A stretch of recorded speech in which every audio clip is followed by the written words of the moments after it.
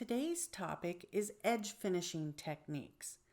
The cut edge of fabric will fray, and we need to stop that. One of the ways we do that is with pinking. By the 10th century, pinking had been developed. Originally, it was done with a stamp and a hammer, but now we have special scissors called pinking shears. Be careful, you can't sharpen them. What they do is they cut a variegated edge in the fabric, which does not fray.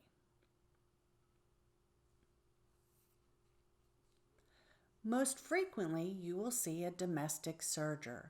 It uses 4 threads and 2 needles.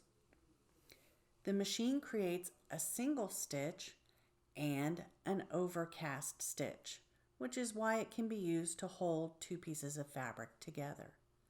It's very important that there is a chain of stitching sticking out of the machine before you start so it doesn't unthread. Lift the presser foot and set your fabric right on the edge of the machine. Lower the presser foot. You'll notice that there's a knife blade right along the edge that will cut off any stray threads hanging over. When you press the pedal, the fabric will move through the machine with the 2 needles creating the straight stitch and the overcast stitch. When you get to the end, just run off, which you don't do on a regular machine, and leave a tail of chain stitch for the next time you start to use the machine.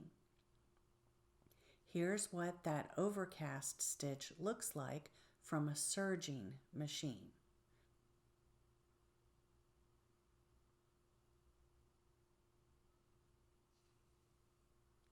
You can also use a sewing machine that has zigzag capability. Find the controller for the needle position. I like a nice 3 wide by 3 long stitch for creating an overcast zigzag. When you sew a zigzag, as the thread moves forward, the needle moves side to side. Set your fabric in the middle of the presser foot so that when you sew, the needle goes from on the fabric to off the fabric, creating that overcast stitch. This is a simple way to finish the edge if you only have one sewing machine and you don't also own a domestic serger. On the sewing machine, you don't want to run off the edge because that'll scratch it. See what a nice edge that makes?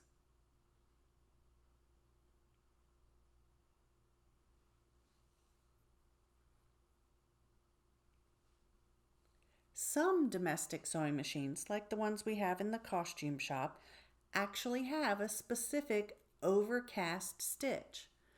Ours are very easy to change with the lever on top, and then there's a chart right on the machine that shows you what each of the settings on the sewing machine should be to use that stitch. If you use one of the specialty stitches, make sure you return the settings to 1-2 before you leave so that we go back to a straight stitch, which is what we most commonly use. Finally, I want to show you an industrial machine. Our industrial machine uses 2 needles and 5 threads. Industrial machines have a separate motor, so you'll find the on and off switches off to the side. Also, they have large pedals for controlling the motor. In order to lift the presser foot, you actually push down on the lever. Remember, you never need to serge the selvage edge because the selvage edge won't fray. You want to serge the cut edges of the fabric, not the selvage edge. Place it along the edge of the machine and put your presser foot down. This machine also has a knife blade and will go very fast, so the first time you use it, use a scrap piece of fabric to practice. In order to go around the corner, Just run off the edge, leaving a nice long tail, and then bring it back around, creating a loop that you'll cut off later.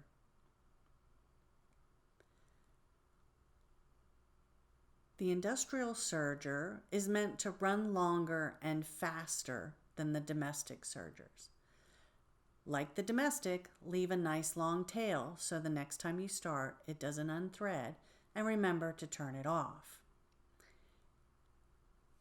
Here you can see what the straight stitch looks like and what the overcast looks like on a 5-thread machine.